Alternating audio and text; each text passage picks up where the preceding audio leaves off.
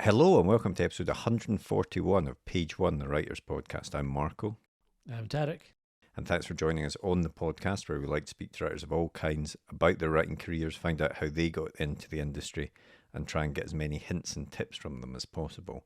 And we've had some great guests on. We just had Scott Lynch, another great fantasy author, on last week. So please do check out the back catalogue. There'll bound to be some authors or screenwriters or comic writers that you're interested in hearing from. So please do that if this is your first time joining us. And we'll get onto this week's guest in a moment. But before we do, Tarek, I wanted to mention something that I've not had a chance to mention because we had the industry episodes which had a pre-recorded intro and outro. That was a nice few weeks off. It was.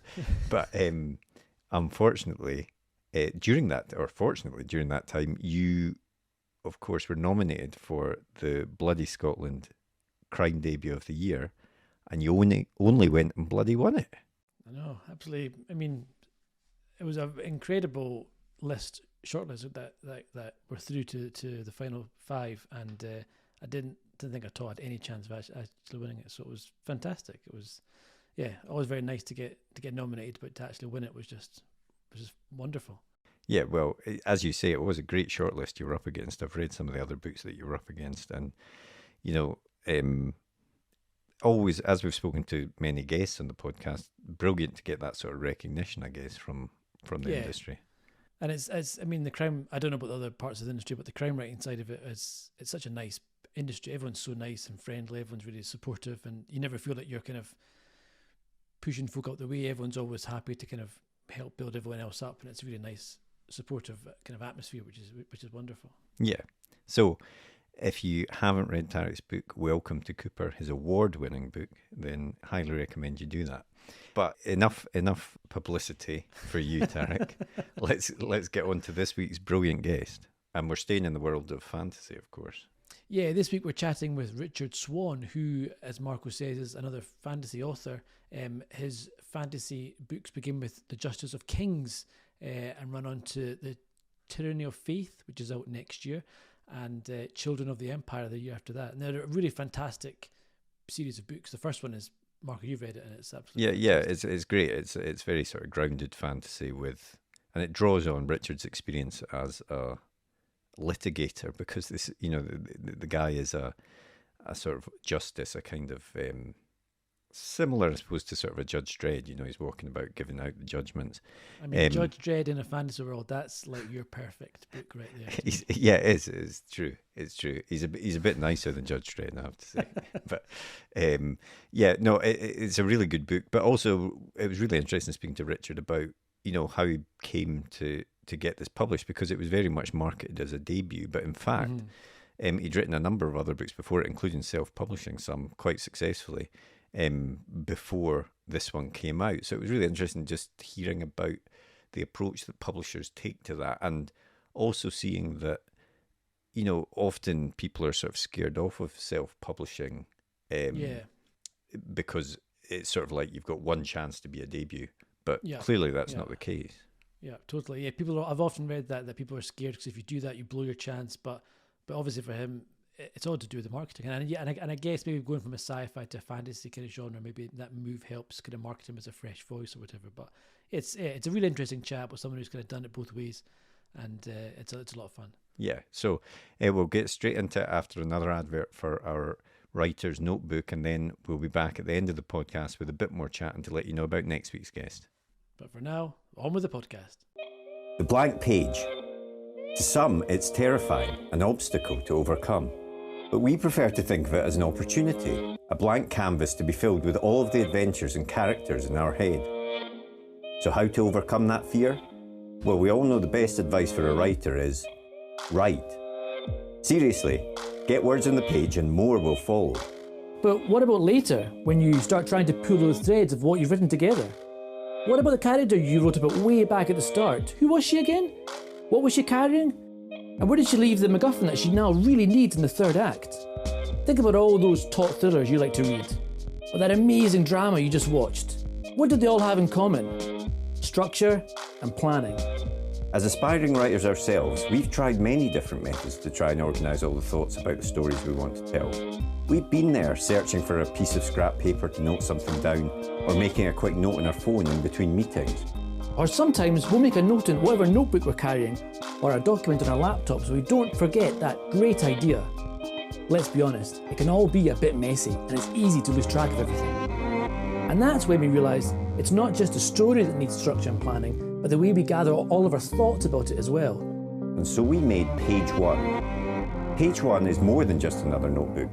It's a place to put down all your ideas for your latest project, divided into easy-to-use sections that will help you plan your story, so that when that blank page comes calling, you're ready to answer. And then afterwards, once it's written, we realised you need to plan how to let people read it, so we included a section relating to submissions. Each one is designed for one project, whether you want to write a book, screenplay, a comic, or any other kind of story. We truly believe that when you use it, it will help you get to the main event, writing your story. So we hope this helps. We can't wait to read what you come up with. And remember, every story starts with page one.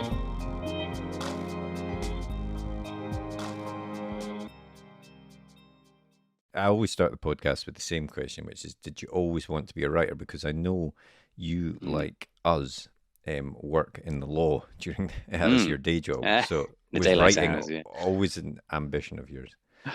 My writing certainly preceded my legal career by many, many years. I started writing when I was about, I probably started writing when I was a young child, but the first time I remember sitting down and writing in a sort of deliberate way with the intention of turning out something long form was when I was about 12 or 13. I was ambling through the school corridors, and we had a computer room full of 10 or 20 sort of those big desktops, and I decided I remember the thought very vividly because it was a very simple thought, and it was, I'm going to write a story. And at the time I must have been about 13, so I had lots of the Halo computer game knocking around in my head, and Star Wars prequels, which I loved, kind of rattling around there, and a few other bits and pieces of sort of sci-fi as it was current then. And I wrote an extremely derivative piece of science fiction, which felt like writing a novel at the time.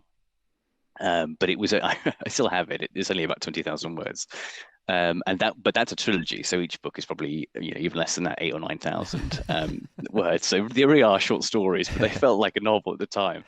And that was that consumed me. It became very much my everything for a year or so. And from there, I just sort of carried on. Really, it was always just on to the next one after that, and it became very normal for me to write what did eventually become actual novels. Sort of a couple of years later, I think is when I was about in my sixth form, so 17, 18 is when I finished my first actual novel length piece, and that was again, that was sci-fi, and that was a sort of a space opera, and it was about 136, 140,000 words. So that was, and I was doing that in and amongst, exams and A-levels and things. I was spending far too much time on it, actually. I should have been focusing on my exams more. But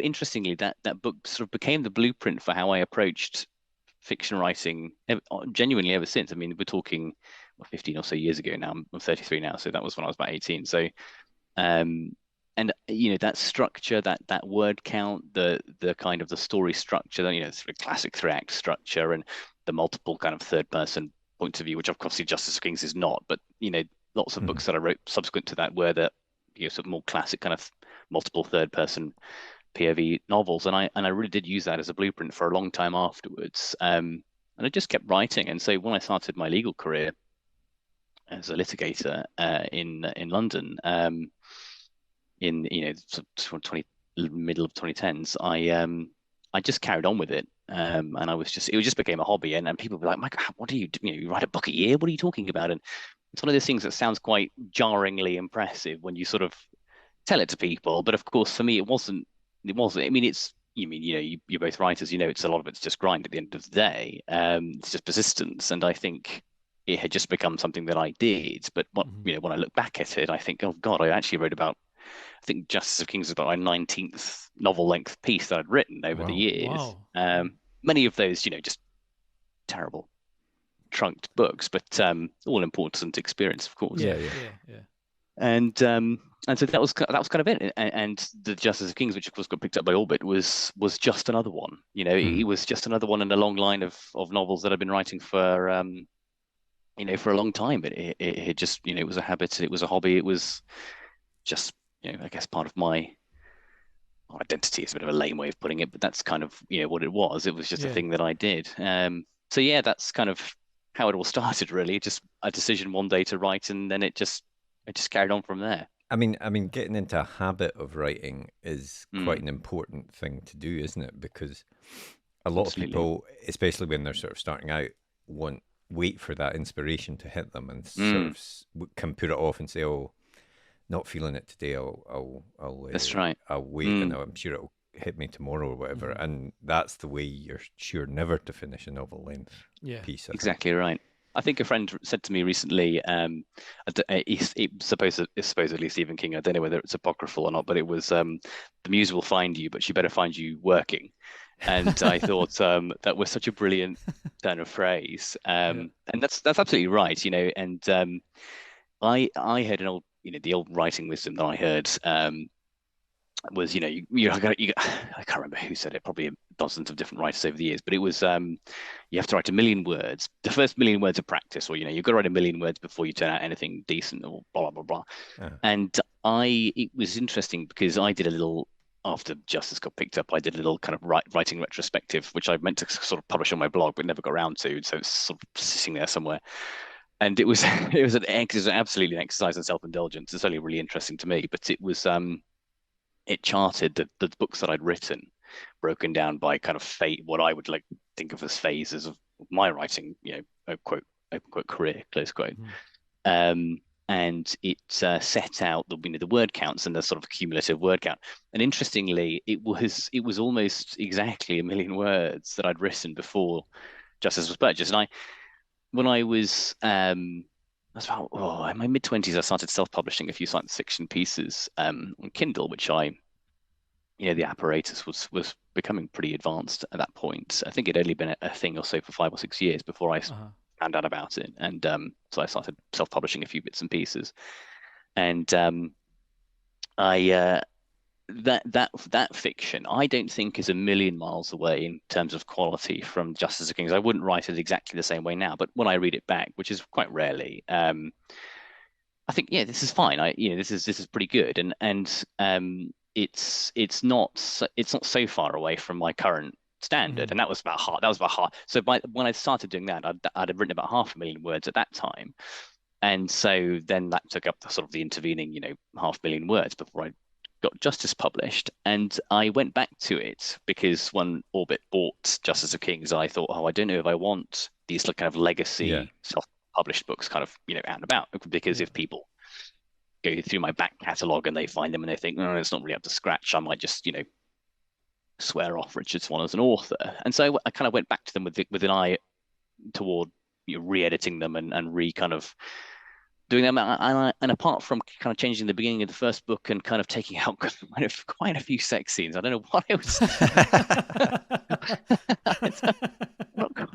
I'm not quite sure what I was thinking with the first book, but there were a good kind of 3 or 4, and they were utterly extraneous. They added nothing at all to the plot, and I thought these can probably come out. And so I deleted those, but apart from those, good. But there's edits. I didn't change anything. I thought the standard is okay.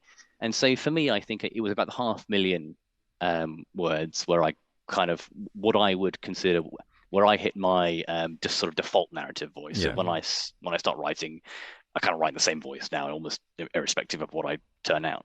And that kind of came at the 500,000 word mark. So for me, it was that. Christ, I can't remember what your original question was, and this is a classic thing I do in interviews where I talk. It was just about that idea of getting into the habit of writing is so vital if you actually want to turn something. Exactly out. That, and it is it is a numbers game, and I said to someone else the other day, like, you wouldn't pick up a trumpet and expect to be able to play it. Straight away. You do have to just put in the hours and the days and the weeks, and writing long form is one of those. Like many things, if you want to get good at it, you have to invest a lot of time, and you do just have to write, and you do just have to get the words down on the page. And a classic, I've had friends writing over the years, and they open the blank page and they agonize over the sentences and you've just got to get the words down and keep moving on. And that was my experience of the process over the years. Yeah. And I mean, I like to ask you a bit about those first books that you put out yourself, and that was the Art of War trilogy, yes. right? Is that the space opera? Yeah. That yes. You did? So those are the books that you put out yourself, through the self-published route. Yes. And I wondered, what was it about, because you said you'd written, 18, 19 books before Justice of Kings comes out. So what was it about the Art of War books that made you think these are ready to be shared with people? What was it about them? That's interesting. I'd taken before I wrote Reclamation, which was the first book in that trilogy. I'd taken a couple of years off. I'd actually spent a few years at Ernst & Young as an advisory, like a corporate management consultant, and that was it was a pretty intense job, and it was quite long hours. And I felt like I'd hit a point with my writing. Oh, I tell you what had happened. One of the phases, if I can use that horrible self-indulgent word, is that I had when I was writing, especially when I was starting university and throughout the 3 years I was at university, was they had Black Library, which is the publishing arm of Games Workshop. They write Warhammer novels and things like that. And they used to have forums on the internet, and they had official forums, and one of them was an official fan fiction forum. I stumbled across it completely by chance one day, and I started writing Black Library fan fiction, and I did it for 3 years, and I was utterly prolific. I turned out about 5 novels worth of fiction on that forum. And Wow. and I always forget about this kind of time in my writing career, because then it closed the forums, and then it killed my enthusiasm for writing for a good sort of year or two. And what it was it was kind of like, it was a bit like a workshop. I haven't been on any other fan fiction forums before or since, so I don't know whether it was sort of representative of the broad format, but you would post a chapter within a forum post, and people would post comments on it underneath, and and it would all kind of stack up. And it was really, and there were some really talented writers on there, and I don't think any of them have kind of kept up with it. And this was 10, 12, 13 years ago. But once the official forum sort of died off, that community basically disbanded, and that was the end of it. But I had built up such a readership on that platform, and then it went away. And what happened was, in answer to your question, I liked having an audience for my writing, whereas before it had all been for myself. And now I was writing for people, and people were enjoying it, and I was getting that kind of feedback, which was wonderful. And so I thought, I don't want to go back to just writing for myself. I can't. I've tasted the audience, sweet elixir of the audience. And I had a few abortive attempts at starting a kind of space opera up again, and I think one day I just started running with Reclamation, and I finished it. But what I had done with it was I had written a space opera, and I don't know why I got this into my head, but I had this thought that basically it was too generic to be published. It was just a kind of pre-run-of-the-mill space opera, and I probably think that's still broadly true. I think it is. I don't think it's doing anything interesting or new with the genre. I think it's a good book, but it's not groundbreaking in any way. And so I got this. I said, well, I'm not going to kind of try and get this properly published, which remained, the ultimate dream. And I found out about self-publishing it, and so it was just a kind of marriage of circumstance, really. It wasn't that I necessarily thought this is the book I'm ready to kind of take to market, because I'd already effectively been doing that on the fan fiction forums and putting my writing out there and getting good feedback on it. So I kind of knew that it had a basic level of quality already. And that was, it was, as I say, it was just a marriage of circumstance. And then I kind of really got into oh wow, and I could hire my own proofreader, and I could get my own cover art, and I kind of got completely wrapped up in the excitement of sort of doing all of that and putting out a product. And I was quite lucky, actually. The Art of War Trilogy did actually fairly well, considering I did 0 marketing efforts at all. I couldn't be bothered with that side of it in the slightest. And the wonderful thing is now, of course, it completely died for about 2 or 3 years, I think. And then now, of course, Justice of Kings is published, people are getting back into my back catalogue. So suddenly I'm getting, a couple of $100 in my bank account every month as people kind of, go through these old books of And mine, that's which is good really because nice. it's self-pub, so you're getting more money out Exactly. of that. Yeah, It's Yeah. all yeah. sunk costs. So yeah, it's only Yeah. 5% on the, 75p in the pound. So um yeah, it's basically free money. That I would have written those books anyway, and they're just Yeah. existing in a Word file now. So there's no maintenance cost or anything. Yeah, So yeah. it's quite nice. Yeah. Excellent. And obviously, you made that move then eventually. I don't know in that 19 book series whether there was other fantasy books, but you moved from sci-fi to fantasy. Yeah. Why did you want to make that Good move? question. Yeah, I don't. So it's my first fantasy book, Justice of Kings, and it wasn't that was thinking about making a deliberate move away so much as I just had an idea that I wanted to write. Hmm. And if I had always preferred sci-fi, reading and writing it, and that's probably still largely true. If I'm honest. I love the Empire of the Wolf trilogy, and I'll, for as long as Orbit will have me, I'll keep writing fantasy books Yeah. for them. But the plan is at some point to do more sci-fi, either through Orbit or whoever else will take it, or self-publish, because the apparatus for that is very mature now.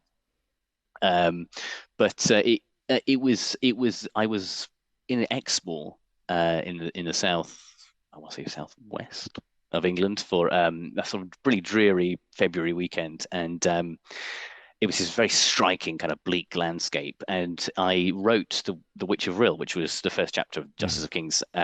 Which actually the first two chapters that got split in one of the edits, but what was then the first chapter? And it was a short story, and it was very much inspired by the setting that I was in, and the cold, wintry weather. And I'd had this idea for a kind of traveling magistrate for a little while, having read Robert Harris's Cicero trilogy Hmm.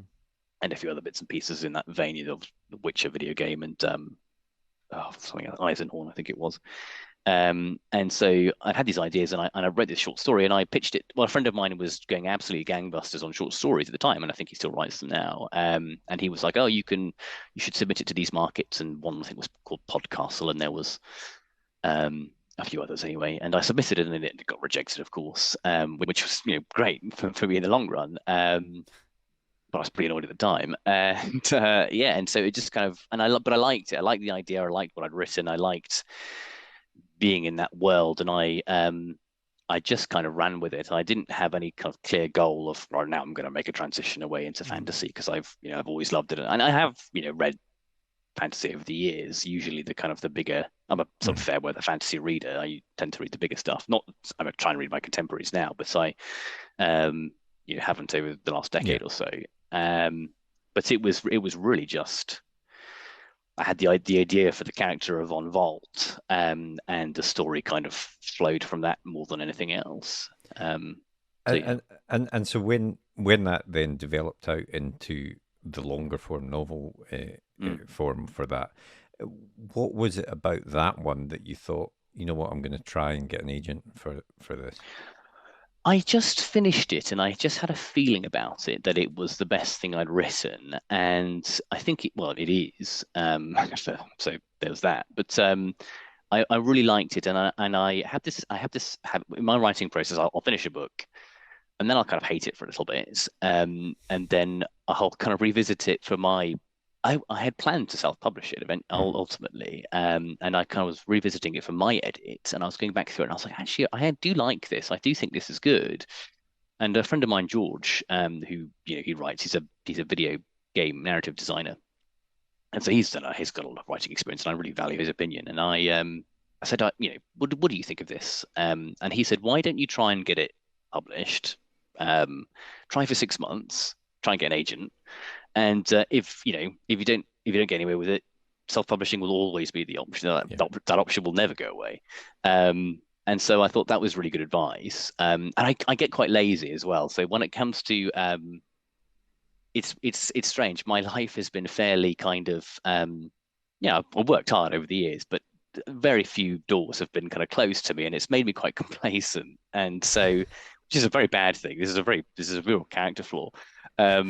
But what it's tended to mean is I thought, oh God, I could just self-publish this. Like, am I really going to go through the kind of the time and emotional investment of trying to get an agent and trying to get this published? And I want it now as well. Like, Yeah. I was too kind of, I want it just out and in the public, and I'm sure it'll just go viral, take off by itself. And there's an immediacy to self-publishing, which is very, gratifying.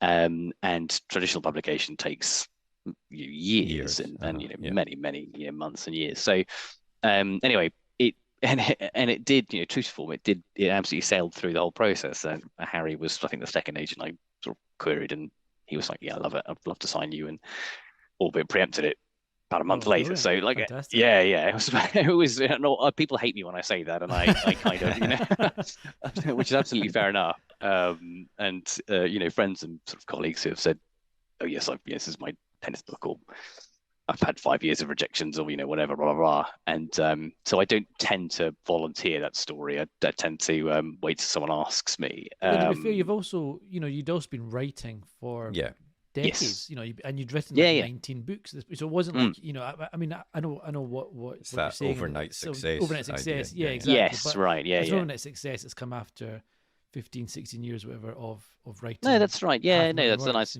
nice way of putting it. Yeah, it wasn't just like I'm 21 and I've I just turned on a read a book for laptop the one first day time, and and yeah.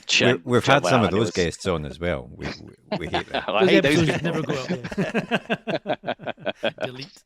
Yeah, that's right. No, that's true. But a lot of my writing career is a bit like an iceberg. There's, as you said, there's 15 years of Yeah, hard totally. work and lots of trunked books behind it, and then so Justice of Kings did take off quickly, but I ascribe that its success to having put the 1.5 million words in Yeah, beforehand. absolutely. Definitely, yeah. And when Justice of Kings came out, Mm. you were almost treated like a debut author, even though you had this Yes, self-published back catalogue, which had done yes. quite well. Mm. The publisher obviously wants to frame. There is I think so. a marketing thing about a Mm. exciting new debut author, and so Yeah. did they have a discussion with you about that at all?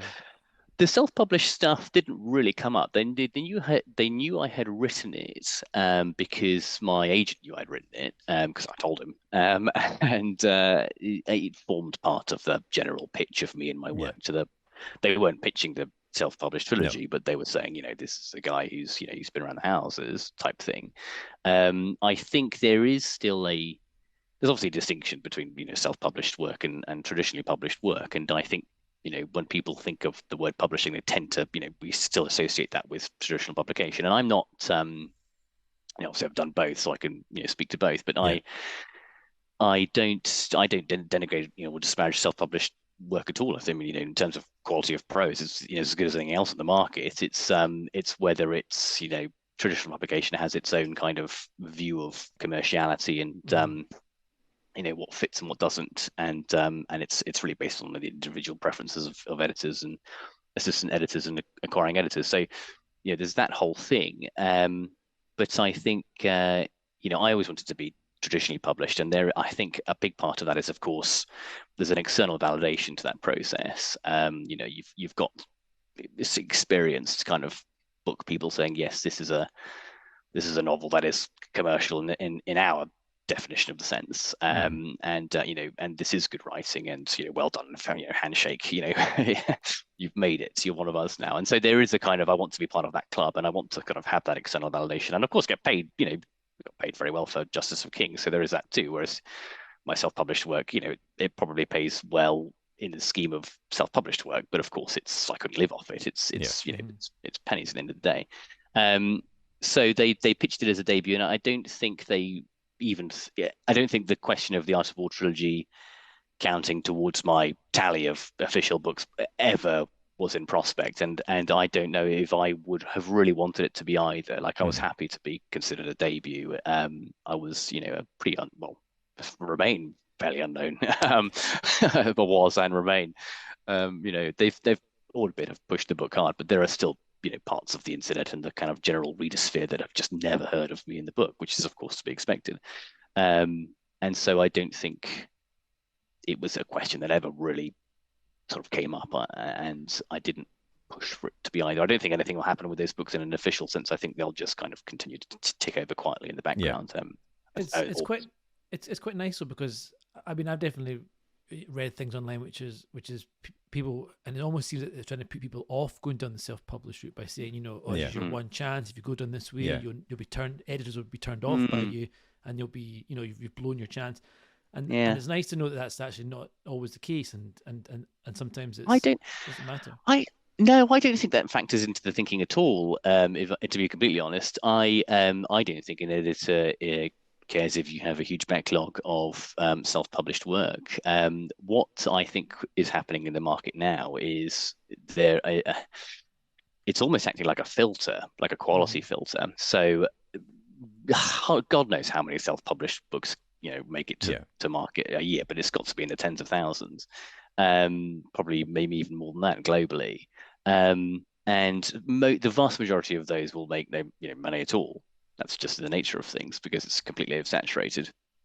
But what we're seeing now, I think, is these kind of accretions of quality. So there's like the self-published fantasy blog off, and there's maybe there's one or two of those, and there's a science fiction equivalent, and the sort of the good stuff starts rising to the top, and it's an easy, quick win for an acquiring editor to be like, well, that's already done the hard yards in terms of marketing and awareness, which is of course half the battle with getting a book published. I think Evan Winter said, he put it very succinctly, which was the default state of a book is invisibility. And it's there have been various sort of, I say studies, not in an official sense, but it seems the only thing that sort of moves the needle on how well a book does these days is how much it's marketed and how successfully it's marketed. So if a publisher wants a book to be successful, it will be in a financial sense, not a critical sense necessarily. But and so I think what you are seeing now is a lot of these self-published books where they kind of form these accretions of matter are kind of almost becoming pipelines. So I know Josiah Bancroft, for example, his Tower of Babel series was originally self-published, and that was an exquisitely good book. I loved the first book of that. Senlin Ascends, brilliant book, but that was self-published back in 2013, I think it was. And then he kind of got through one of these competitions, and then it got picked up. Combat Codes is another one, self-published, and has now been picked up. And there are many more. Yeah. And so I don't think it's. I mean, so in that sense, it can actually be if that's what you want, it's a pathway to publishing, not a barrier. It's the opposite. So I don't think that's an issue. I think we see these, you look at a publisher and you think of it as a kind of a monolithic entity, and we forget that really it's just a collection of commissioning editors, each with their own kind of preferences. And if they like a book, all they have to do is go to a table of other editors and convince them to spend some of the company's money on it. And so, and then you work with that editor, I mean, hopefully for a very long time, but at least for that book or that series. So I don't think it's an issue at all, and I think it's becoming even less of an issue as time goes on, as the lines become blurred. Because the great thing about self-published stuff is it's just written to market. That's why we're seeing new genres like appearing, all lit, RPG, and other stuff that a traditional publisher would probably never publish, but they still sell really well, right? So there's obviously like there's a big market for this stuff, and the traditional publishers can't keep up with it. And there's definitely publishers often going about wanting new ideas and stuff, but in fact the truth is they don't. A lot of the time they want something they've seen before, just done in a slightly different light or something like that. Oh, of course. Whereas self-publishing does give the opportunity for new types of stories, new genres, absolutely, to emerge. Well, so the phrase I heard was familiar but different, and and when I wrote, read Justice of Kings, and I think, obviously I love Justice of Kings. I think it's a good book, but it brings exactly what you said. It's a familiar landscape. You wouldn't read the Justice of Kings, and any genre savvy, genre fantasy reader is not going to be out of their trouble by any aspect of the novel. It's it's pretty by the numbers fantasy, but obviously the legal slant on it is what makes it kind of slightly unique and interesting. And that's exactly the kind of thing that a traditional publishing house looks for. They don't want someone to sort of come in and completely reinvent the wheel in a kind of utterly alien secondary world. They want, generally speaking, good quality, but more of the same. And that's exactly what they get, and that's exactly what they publish. And you're completely right. And so when you see these slightly disruptive books, it tends to be because someone has written like a fairly esoteric novel, and it's just caught the imagination, and then it's taken off by itself, and then the publishers just swoop in and they kind of hungrily kind of they take it on.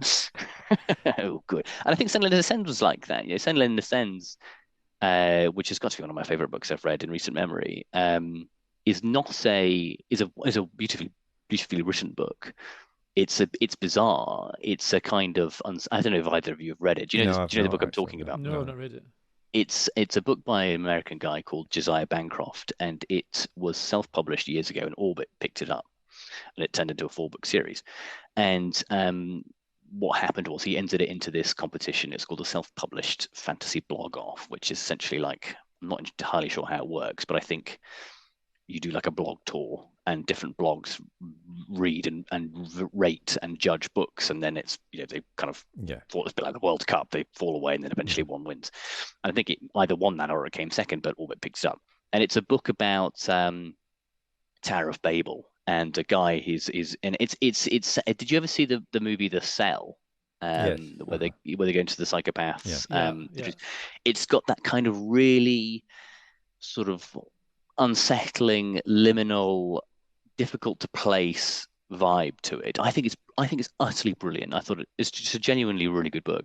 But it's not a typical, big five, publish novel. But it became one because it had that independent success. And so I completely agree with you. I think occasionally someone will just write something that they actually want to write, and it's kind of weird and wacky, but actually it's really good. And so we can it's kind of the lava tube. It kind of worms its way into the mainstream slowly, but it gets there at the end. And I suppose it almost kind of stuff like that kind of must open up doors for traditional published authors, because then if it makes it normalizes this kind of new avenue, then it opens exactly floodgates for other folk to come in. So you almost need that kind of self-pubbed grassroots kind of. You'll see as well the reverse happening. So it's now traditionally published authors might do a novella or totally. A short story or something, just and publish that themselves, because ultimately you do lose a lot of money, not lose in the traditional, but there's a lot of people in the traditional publishing are taking a lot of cuts out of the property, and so with the 75% royalties on Amazon, you only have to sell a 10th or a 50th of the number to make the same volume of money. So I think it's becoming increasingly popular, and it will continue to become popular for authors who perhaps want to write in a separate genre, for example, and they've established themselves and they made a bit of a name, and you think, right, well, I've got enough of a name and a presence now that I might start to self-publish a few things. And Chris Buehlman, who did Black Tongue Thief, which I haven't read, but that was obviously, I think that was, maybe it was Gallant or maybe it was Tor, I can't remember who published that, but the book of his that I have read, Between Two Fires, which again is just an utterly fantastic novel, was self-published by him, and his Black Tongue Thief book is now pulling people into his back catalogue, and people are reading Between Two Fires, which is a brilliant book. And so he'll probably be, in absolute terms, he'll probably make more money off Between Two Fires, which is bizarre. This should be the wrong way around. But so I think the reverse is happening as well. You've got people. They say it's hybrid now, don't they? Hybrid publishing is you do a little bit of self and you do a little bit of trad. I mean, it's of course it's the trad is the one that remains difficult. It's the only one that's got a barrier to entry, right? So it's the sort of, it's not quite parity, but it's becoming more of a thing. Yeah. And obviously, Justice for Kings was a huge smash hit. And entered the Sunday Times bestseller list and stuff. That's right. Yeah. Did you expect that? What was your reaction when that happened? It was a wonderful surprise, and there was various things made that happen. Obviously, a lot of people bought it, but it's number one. But I remember having a conversation. I was with my editor and my agent for lunch, out in London on the old corporate account, which is when I realized I made it. I just sort of had to sit back from it and I think this is it. We did it, 15-year-old Richard. This is where we wanted to be. And we were talking, and Goldsborough Books did a special edition of the novel for their subscription. And I remember my editors, they very briefly, it didn't happen, but they very briefly flirted with the idea of an embargo, because what tends to happen with traditional published books, so I'm led to believe, is often they start getting sold a week or two ahead of the official release date. And it's just this kind of like, sort of bleed. But what they can do, which is apparently a bit of overkill, is they can embargo sales, and they tend to do that for like the really big books, not for a debut published like this. But and so what you then get is a glut of sales in week one, which kind of artificially inflates the kind of week one sales. They didn't do that in the end, but they were flirting with the idea, because they said, well, the Goldsborough is book scan, which means obviously only certain books get counted when they get sold, but book scan sort of aggregates these numbers globally.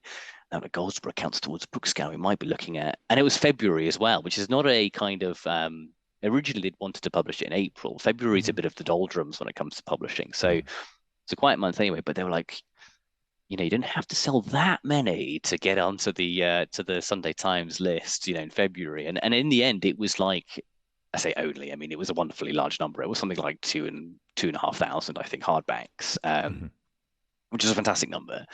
And my agent said, most books won't sell that number of hardbacks ever, let alone, the first week. So that was obviously fantastic. But it was, when you think of the Sunday Times list, you think of 10, 15, 20,000 books being sold. And so we just sort of squeaked in at number 5 with, a few. So there's a few kind of factors that kind of worked in its favor, I think, that perhaps wouldn't have come off at another time. But it was a very surreal feeling. Since I have become published, it's a weird, because it's all so slow and everything takes weeks and months. And I think when they bought Justice of Kings, it was I think it was August or September 2020, and they said, well, we've missed the boat now for next year, so it'll be 2022, which actually turned out to be the best possible thing thanks to COVID. Although at the time I was pretty disappointed. And so I had so long to acclimate to the idea of it being published and being a published novelist and having my book in the shelves. And they were obviously they were making it a big deal. They were putting some money behind it, and they obviously wanted it to be successful because I kind of believed in the book. And so there was all that buzz. But of course, what happens is you'll get some piece of cool news, like the cover art, or Goldsborough going to do a special edition, or blah, blah, blah. And then you think, oh, fantastic. And then you just get used to the idea over kind of 2 or 3 weeks, and nothing happens for another kind of month or 2 or 3 months. And so by the time it actually comes out, this just bizarre anticlimactic sense. And of course, there's no big party or anything. I'm just sort of sat at home at my computer on release day. So at the risk of sounding horribly ungrateful, it was just a bit of a kind of, oh, okay, yeah, it's, another day has come and gone, and now it's kind of been released. And of course, there had been some bleed around the edges anyway, like it was already on sale in Waterstones, I think, the week before or something. So there was never that single solitary point where you went, yes, published, now you're published. It was all just the slow build up, and then one day it just kind of happened. And then I think Russia invaded Ukraine on the day that the book came out in the UK, and so I was like, oh, that's kind of taken the edge off a little bit, because everybody was, of course, just doom scrolling on the internet. So it was a bizarre time. But yeah, they got the news about the Sunday Times, and Sophie and I got some champagne, and I downloaded a subscription for the Times. I had to do 6 months, which kind of annoyed me a little bit. I only really wanted to screenshot the culture section. So it was surreal, and it doesn't. When people see my Twitter bio, whatever, it's like Sunday Times bestselling or whatever, that does. I think it's cool and it looks kind of impressive to other people, but I don't feel obviously you don't feel any different. It doesn't, and I kind of just don't really think about it anymore. But it's, and I said to Sophie, like, but now that I am a Sunday Times, it can never be taken away. Absolutely. You're that forever. Like I'll still be saying that on the front of every book. Exactly. Exactly. Yeah. They'll lead into that for sure. Like Yeah, it was obviously wonderful, but a sort of a weird. And it's not like when I was working in a law firm and you're surrounded by colleagues and basically you win a case or whatever and everyone's celebrating you out for some pints afterwards. But obviously as authors, it's a one-man you're on your own. band, so so there's no one to kind of the Sophie's there, which is obviously great, but that's it. And sorry, Terry, I was just going to say, do you think the one of the reasons that Justice of Kings maybe made that next step into being picked up and things like that was that you are drawing on your own. Obviously, it's a fantasy novel, but it does have this legal angle in it, and that's right. Yeah. Drawing presumably on your own experiences, of course, in a very different way. That's right. I'm not sure if you beheaded people when you were Ernest and Young, but certainly not when I was working for the firm. Yeah. But do you think some of that, even subconsciously, has made a difference into why this one is the one that made it for you? I think so. I think any book that someone has written where they have personal knowledge or experience of the subject matter is always a more compelling read. It's instantly obvious when you read a book. It's got that kind of verisimilitude to it, and I think it does. It's funny, people do reach out to me and they send me messages and things. Obviously, it's wonderful, and I really enjoy getting them, saying, I really enjoyed the book and blah, blah, blah. But I get a lot from lawyers. But, and I got one from a barrister last week. He was like, oh, I read Justice of Kings, I really enjoyed it. And I'll be thinking about it as I prepare for my cross tomorrow. And it's always the other lawyers who kind of really like it and get it more than anybody else. Yeah. So there is that. And I actually am slightly horrified by the idea of lawyers reading it because, of course, then there's the risk that they think, well, that's not what that means, or that's not what, because I think I even slightly misuse the common law, because common law doesn't mean it's. In the book I say it's common. It's called the common law because it's common to everybody, but that's not actually what the common law means in the traditional sense. It's fantasy. It's a new world. Yeah. Yeah, exactly. And so there's obviously the procedure, the courtroom. Yeah. At the end is very reminiscent of a English and presumably Scottish court. So there is all that going on, and I think what I was at pains to do was not get bogged down in it a bit too much, because I think it's you have to strike a balance, and I think it can be done. I mean, you'll both know, if you both work in the legal industry, it can be extremely tedious. In fact, the majority of it is, and so I was at pains not to dwell too much on things like procedure, but more in terms of the philosophical aspect of it, which I enjoy a lot more.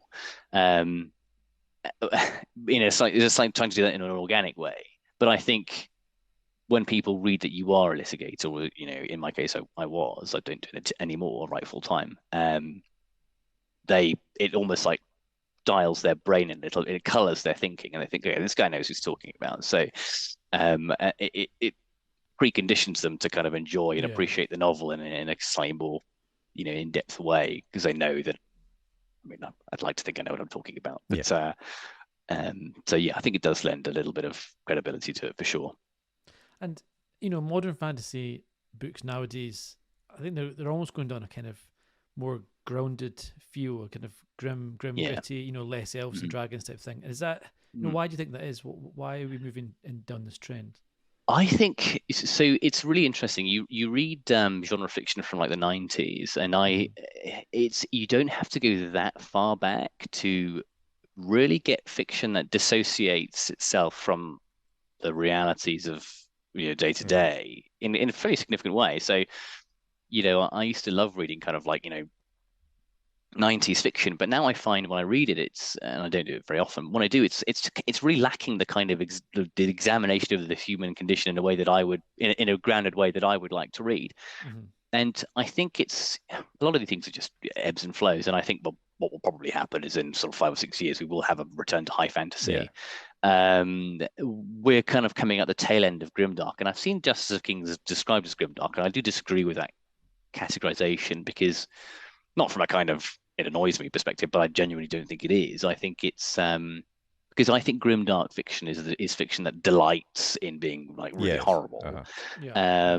And it's a kind of defined as really an absence of hope in any capacity, and very few things that are actually grimdark in the way that the phrase was originally intended.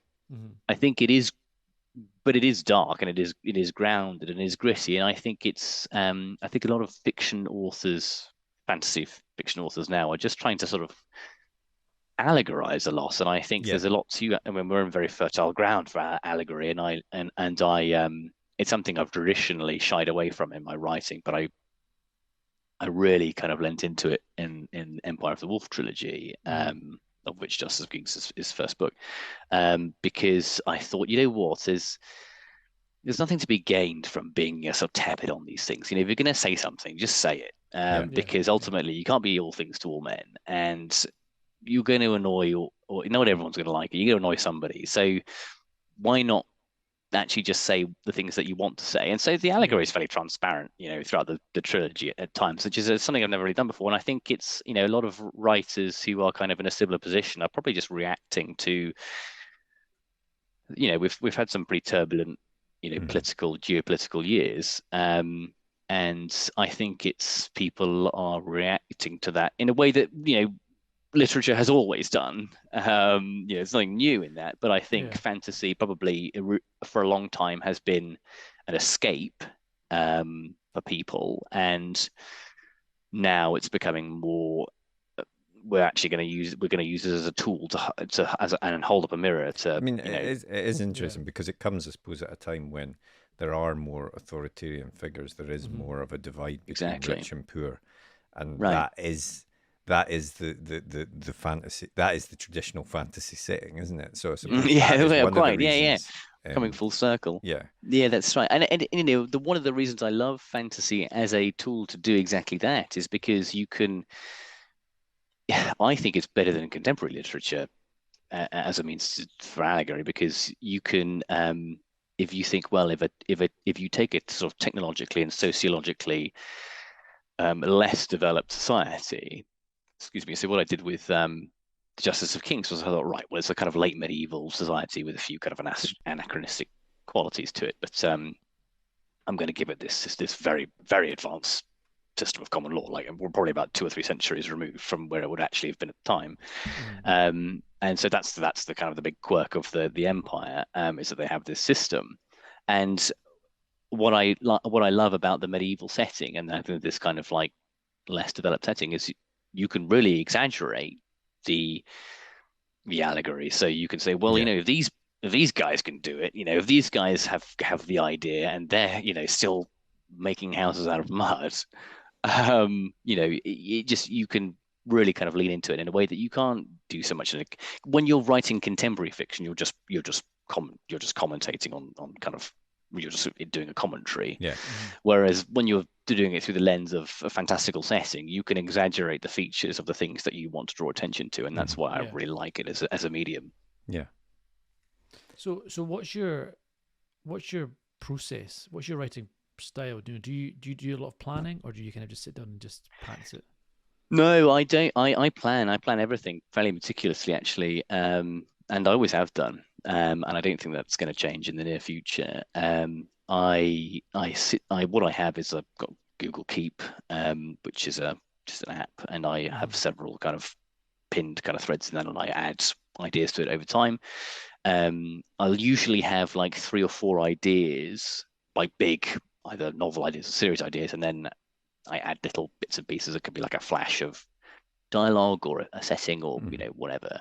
I kind of add them all to a Word document, and then when I'm starting a book or a series, I'll sit down and I just open a succession of Word documents. I tend to kind of like start planning, and then I like, okay, and then now's the real plan, and then I start writing the real plan, and then now I start the real plan, and so I get to about 3 or 4 iterations of the real plan until the real plan starts, and it becomes actually extremely confusing. It's a very wasteful way to approach it. But I literally just have numbered paragraphs, and each numbered paragraph represents a chapter, and then I have like indented sub paragraphs which kind of hit the beats of what needs to happen in that chapter. And I know I've worked to a kind of 5,000 word chapter since God knows how long ago. So that's just my template now. and I just plan it out. And I'll think about it, and I'll go for long walks, and I'll think about it some more. And walking is a great way to unlock. Yeah. I don't know, some magical quality to walking. And it just forms over time. And so what I'm doing at the moment, I'm planning, and I mean, Emperor of Wolves, is finished. The book three's gone in for edits, so that'll come back in January or something. So I'm planning a new trilogy, which is set in the same empire but 200 years later. New story, but with obviously nice, long tail links between the two. And so one of the things I've been really enjoying doing is taking the old map and updating it for two centuries later, and kind of filling out all of the intervening history. So what I'm trying to do when I approach it is think, okay, well, when we look at a map, countries and borders are there for a reason. They've grown and they've collapsed and they've been merged and whatever over time for various, and a lot of them obviously just follow natural formations like rivers, but a lot of them are geopolitical and happen in spite of those. So I'm trying to kind of develop the map in a realistic way. And I'm thinking, okay, well, why is that country now that shape and size, and why is this country doing this? And that process has been really good fun. And so once I've created the sandbox that I'm, with fantasy, because you have a map with fantasy. Once I've created the sandbox, I can then kind of fill it a bit like an Inception. They make the architecture for them, and then the subject fills it with their dream, and that's that's kind of what I'm doing. I'm creating the sandbox, and I'm going to populate. So I have the story all planned out, and then I'll literally just sit down and write it, and I'll write it chronologically. I'll do 2,000 words a day. So I write 3 days a week. Wednesday, Thursday, Fridays. The other 2 days I have my young boys to look after them, and the other 3 days are in daycare. I'll write 2,000 words in those days. I very, very rarely will skip a chapter unless I'm really stuck. But if I'm really stuck, then that tends to mean that there's a problem. It's not. I don't tend to get stuck. I tend to just be able to just write it. And my first drafts are like, they're not a million miles away from the final thing. When you read the Justice of Kings, you are reading basically the first draft with a different, longer ending. And I think I put in like one new chapter and toward the front. So that's the great benefit of having written so much. Is it's a very smooth process now. I don't tend to kind of agonize, over the creativity of it and the craft. I can literally just sort of sit down and hammer it out. And that's the great benefit of I've written 20 odd books, maybe more than that now. And so it has just become a very kind of smooth, well-oiled writing machine for me. And I love it. I love it. I love the process. But and was it different doing it this time with an editor? Having someone send you notes back because obviously before your books it was just you, whereas now you've got someone to bounce stuff back and forth to get notes from and stuff. And it was the same when I was working actually. So when I was drafting, pleadings or whatever for litigation, I would get to a point where I think, right, I've taken this as far as I can, and now I need external input. And it was the same with writing books 2 and 3 of Empire of the Wolf. I got it to a place where I was like, I mean, I could spend another 5 months agonizing over this, but realistically that's wasted effort. What I'm going to do is I'm going to get it to like 80%, and then I'm going to send it off, knowing that it's not like all the way there, but it's most of the way there. And then I will, because my attention span is just not good enough to do like multiple. So recently I had a conversation with my agent because he provided comments on books 1 and 2, like editorial comments on books 1 and 2. And I said to him, I can't do it. I can't do another round for book 3. Like I write the book, draft 1. I have a couple of mates who read it. I let them read like the alpha draft, and then I'll make their changes and my changes together. That's draft 2. And then what was happening was my agent was then reading it.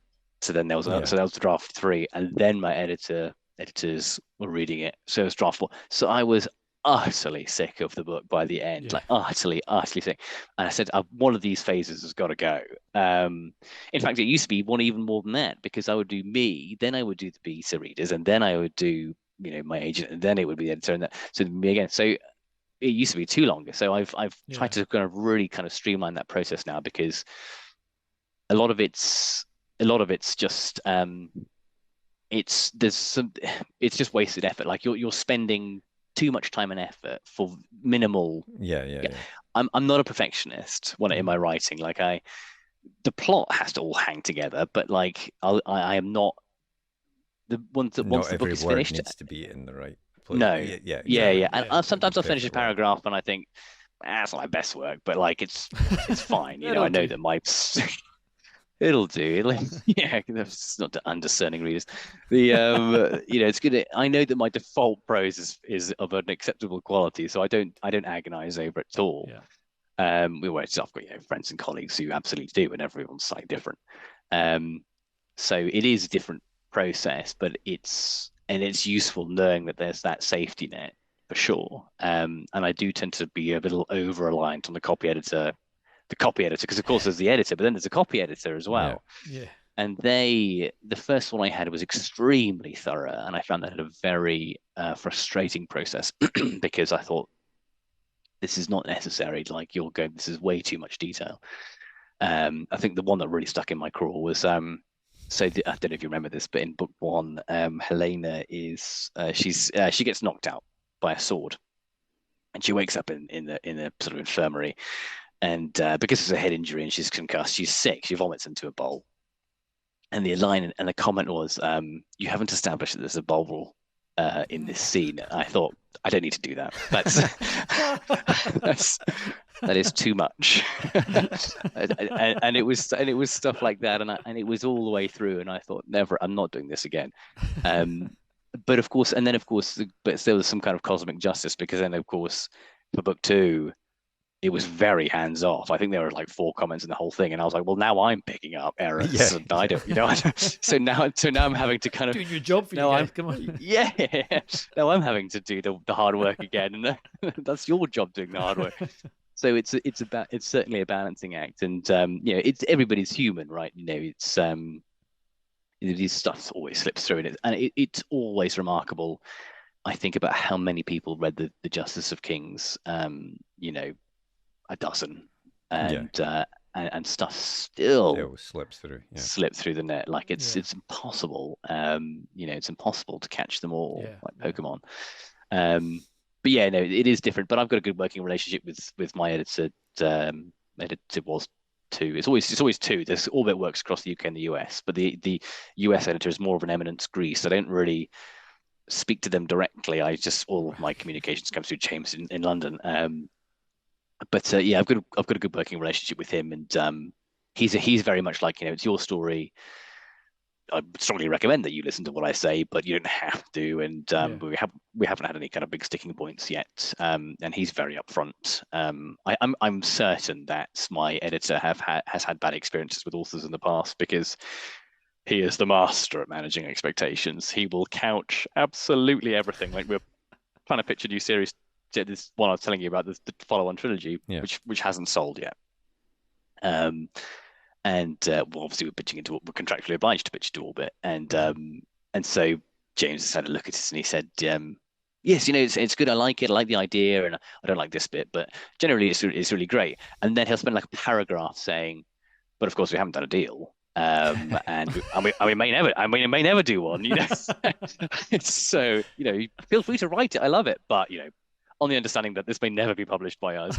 And I'm like, I get it, I understand. Like, I appreciate you managing my expectations, but I do truly appreciate that this is not a done deal. And I just know that somewhere at some point in time, someone has taken some throwaway remark he's made as absolute gospel truth. Yeah, exactly. And has pinned a writing career on it. And he's like, never again. I've quit my job.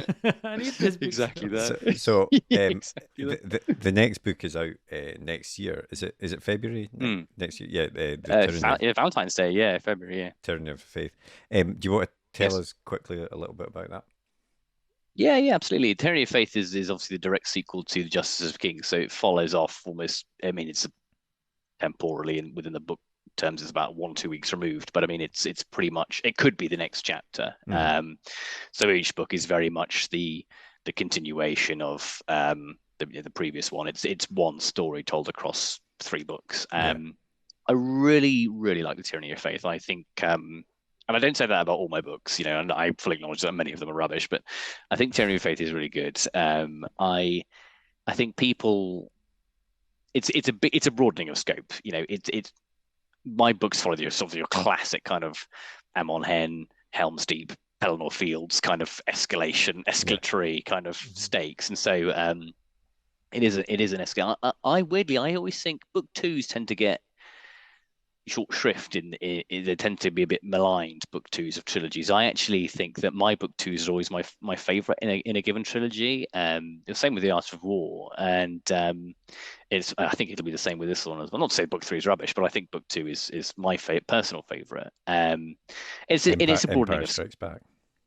Yeah, exactly that. Yeah, I do think it's got, we go to Sova, so the capital of the empire, so there's lots of time spent there. It's got another investigation in it, so if you liked the kind of investigative aspect of Justice of Kings, there's another one of those. This time it's an abduction. It's the abduction of the second in line to the throne. So he's a young boy who gets plucked off the streets of Sova at a time when it's very restless. There's lots of nervous energy in the city, and the Molinar patricians, the sort of these agitating political faction are kind of becoming more emboldened, and the Templars are on the southern frontier and they're kind of expanding. And so there's a little bit more magic and a little bit more kind of horror in it as well. There's a few horror elements. So I tried to make the magic quite frightening and kind of, kind of a bit, there's a high barrier to entry to the magic use. So, and a higher energy cost. So I've a little bit more magic and, a little bit more fighting and all that good stuff. But I'm really pleased with it. I think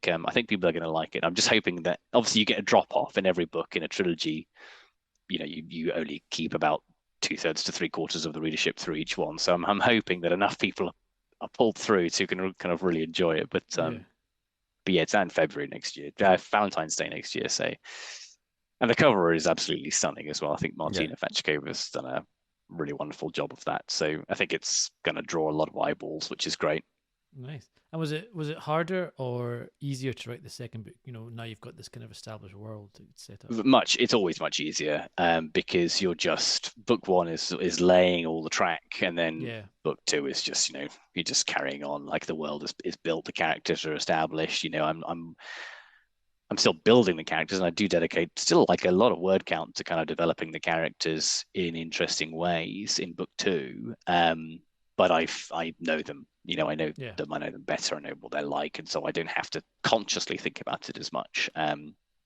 So it's always easier. And book three was even easier than that. It's, as I say, they're three books telling one story. So it's and book two was much longer than book one actually. It was about another 30 or 40,000 words. But book three, shorter than book two, which is a first probably in all of the entire genre. So I think it will grow slightly in the editorial process, but at the moment it's about 10,000 words shorter, which I don't know if it's a good sign or a bad sign.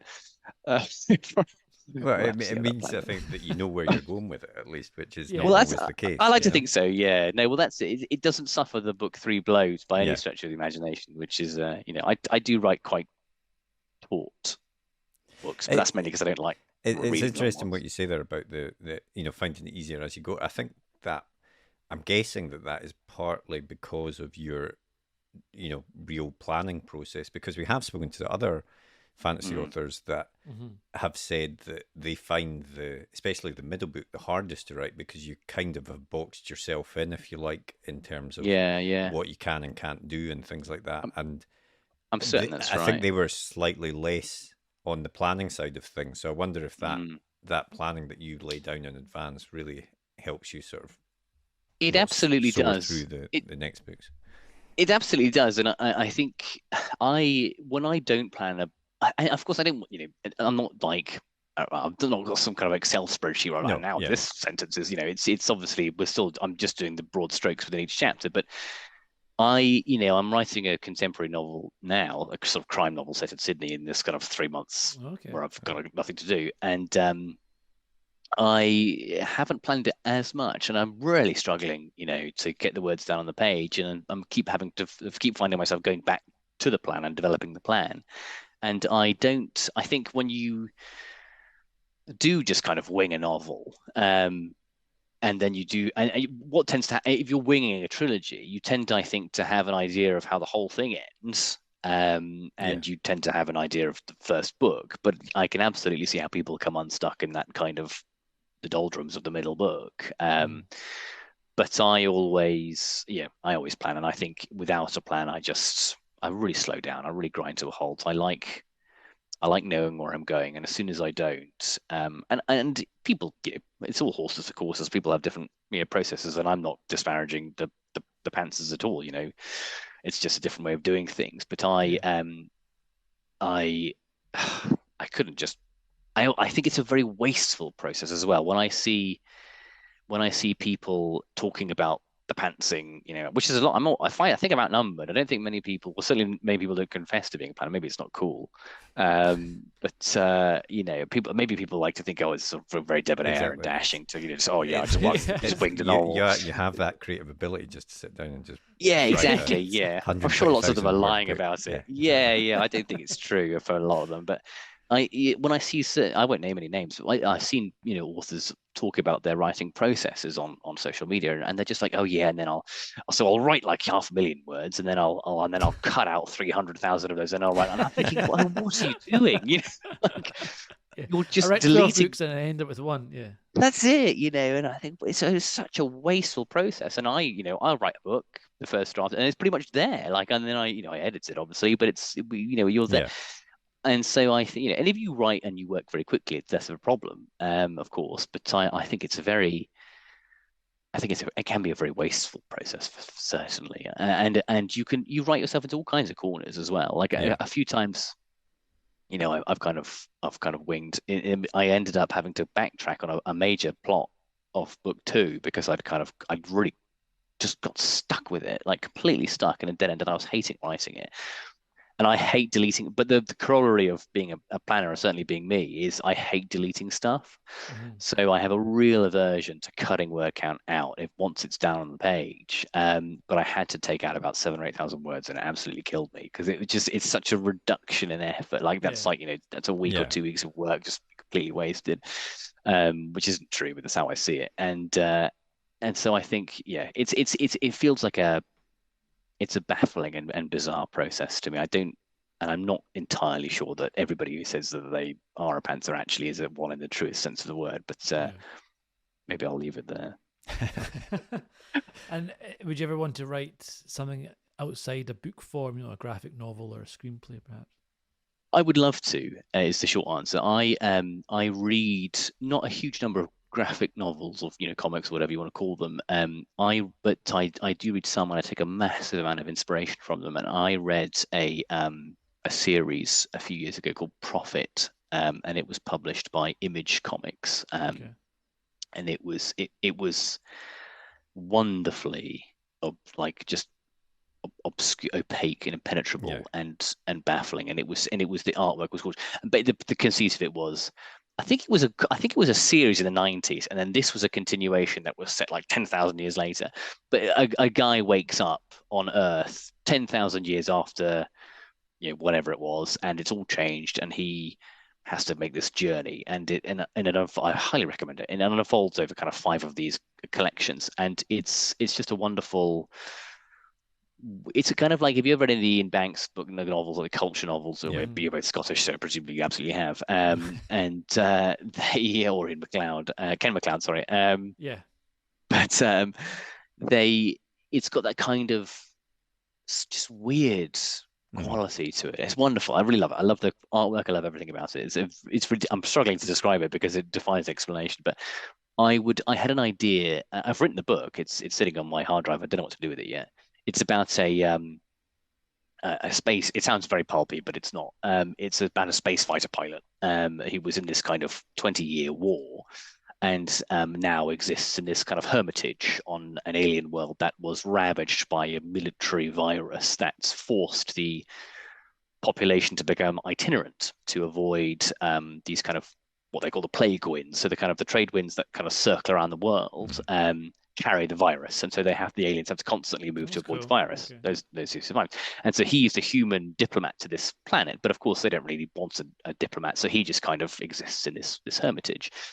And there's as the story unfolds, we get flashbacks to his kind of fighter pilot career, and we start to work out what happened, how this world came to be the way it did, why he is the way that he is. And it's all very dark, and it's a very Ian Banks. It's a very kind of use of weapons type book, which is my favorite book in the world.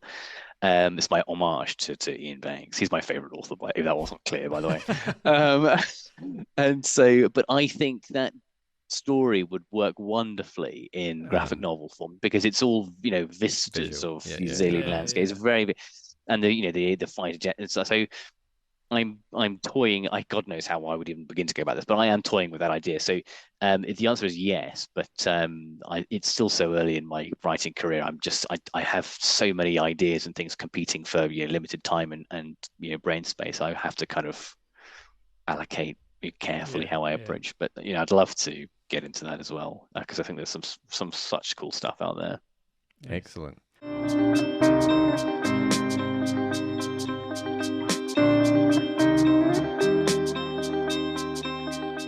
What was the last book that you read? The last book that I read was The Things They Carried by Tim O'Brien, which is a Vietnam War memoir. And it's if you ever watch any kind of documentaries on the Vietnam War or read any book, he tends to be one of the talking heads. Right. He's a Harvard graduate. He's a very eloquent writer, and he wrote a series of books about it, and this was the first, although I've read the other three, but this is the first one. So I read that recently, which was very good. Nice. What about the last film that you watched? Last film that I watched? Oh God, I thought you were going to ask me what the last TV program was, because I was going to say well, that's coming up. Don't worry. It's coming up. Okay, well, forget that I said that. Well, what is the last movie I watched? That's a really good question. It was oh, actually, I'll tell you what it was. It was Beauty and the Beast. The original or the live action? The original and the live action.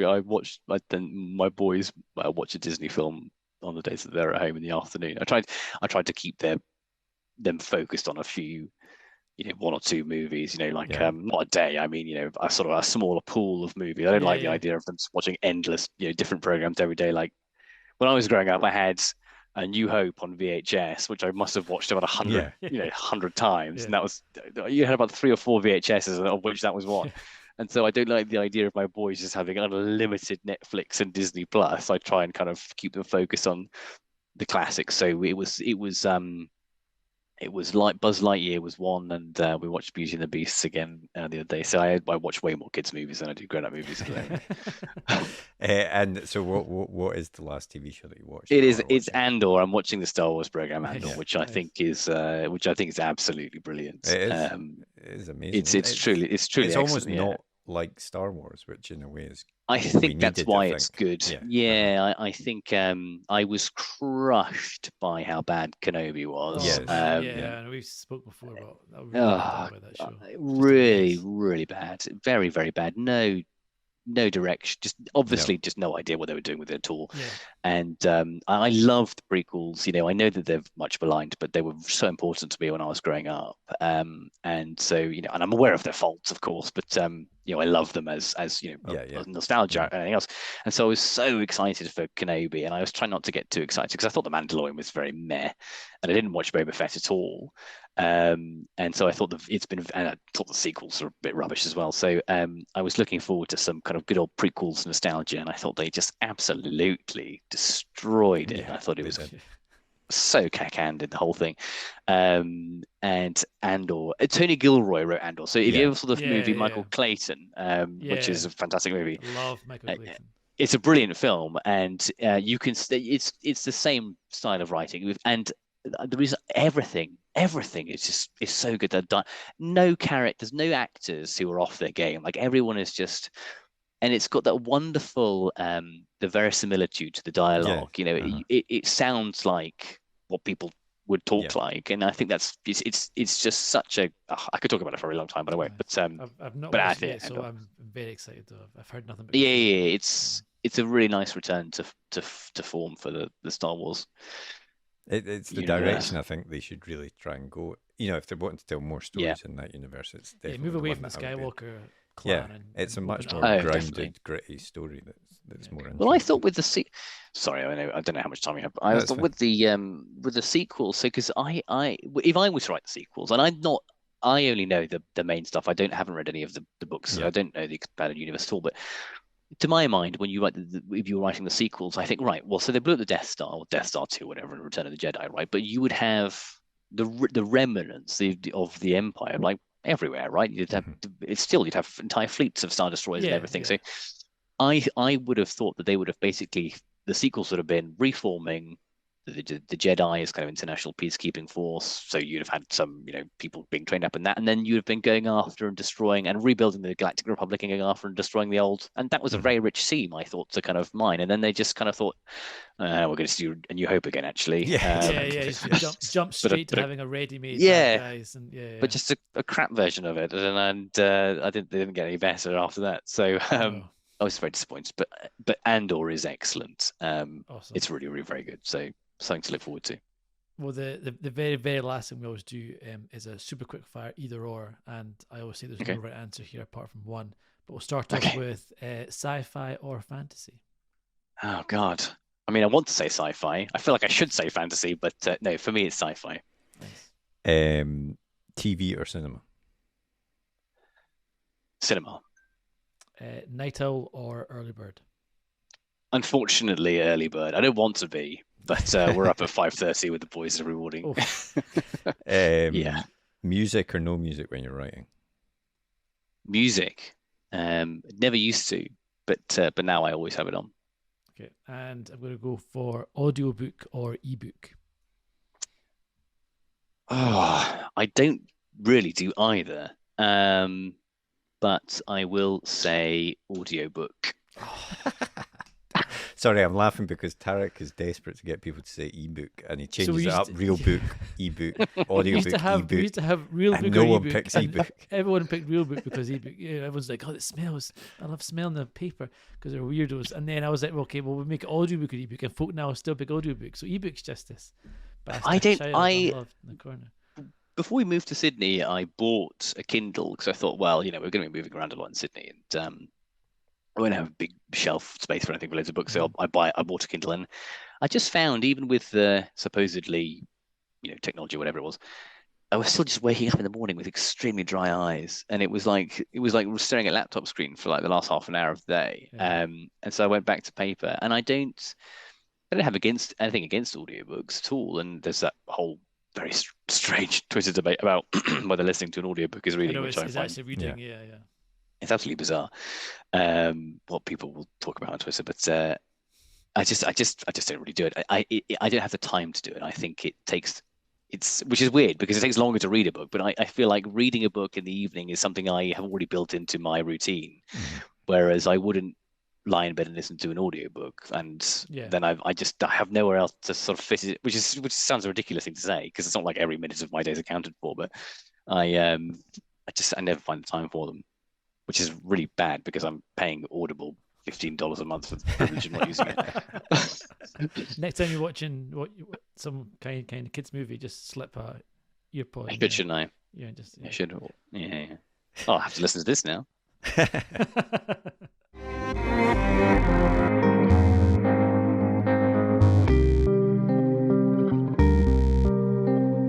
See, even when you change the question, Tarek, people are never going to pick ebook. That's your problem. I think I need to work out. I think it's going to be ebook or just a book covered in shit or something. I can't see how I can possibly win at this point. Oh dear. But also, he mentioned Andor there. I don't know if you've been watching that. But it's really great. Yeah, I've heard great things about it. It sounds like a really nice kind of like a gritty, un-Star Warsy Star Wars in a way. Yeah, totally. It's definitely set in the universe, but it's such a different type of story from anything that you've ever seen before.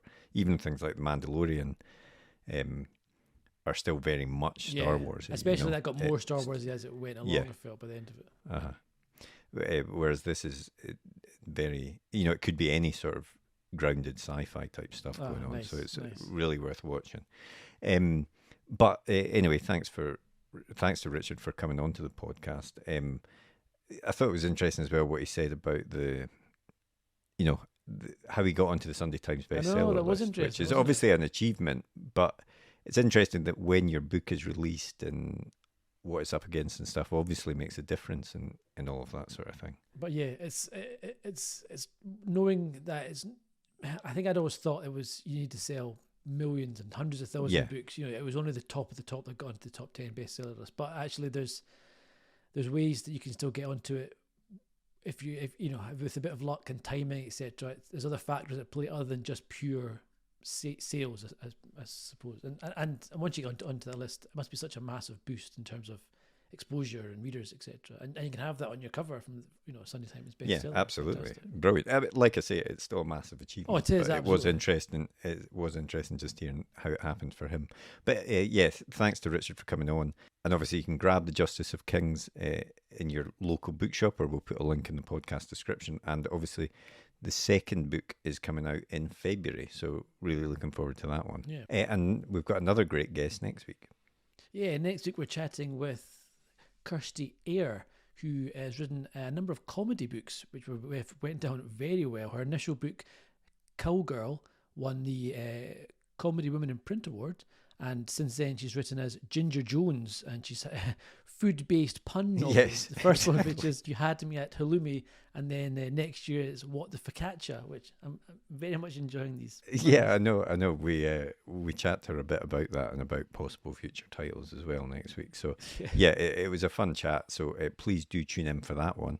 And before we go, if you enjoyed the podcast, please do take time to rate and review it on Apple Podcasts or whatever your favorite podcast app is. Apart from anything else, it's really great to know that people are enjoying the podcast, but also it helps us to continue to get great guests on the podcast as well. Yeah, and of course, if anyone wants to get in touch, they can send us a tweet in the Twitter machine, which is at UKPage1, or they can send us an email, which is podcast@rightgear.co.uk. Or on Mastodon, get in touch with us. You have to tell me the Mastodon because it's so long. We're on writing.exchange and we're at page 1 pod there. So if you know how to use Mastodon, that'll make sense. If you don't, then it won't. I'm holding up for Hive. We'll put a link. Yeah, exactly. We'll put a link in the description. But otherwise, have a great week, and we'll see you next episode. See you later. Well, I hope you enjoyed that episode. If you did, please leave a comment down below, hit that thumbs up button, and be sure to hit that subscribe button as well, so you never miss an episode like these ones below. And if you want to get in touch, you can always drop us a tweet in the Twitter machine, which is at UKPage1, as evidenced here. And our other social media channels are available. Otherwise, we hope to see you next episode. See you later.